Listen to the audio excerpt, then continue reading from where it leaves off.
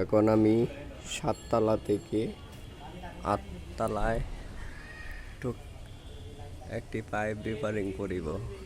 এই যে পাইপের ধরন, এই নিচে নামবো, এই যে আমার যন্ত্রপাতি, নিচে নেমে এখানে কাজ করব। আল্লাহ তুমি সহায় করো, আমি সাকসেসফুলভাবে যেন আল্লাহ কাজটা সাকসেসফুলভাবে করতে পারি, সেজন্য তৌফিক দিও। আমি আশা করি অনেক উঁচু এবং নিচু দেওয়াল, এদিক দিয়ে বিল্ডিং, ফাঁক দিয়ে নামবো এবং কাজ করিব।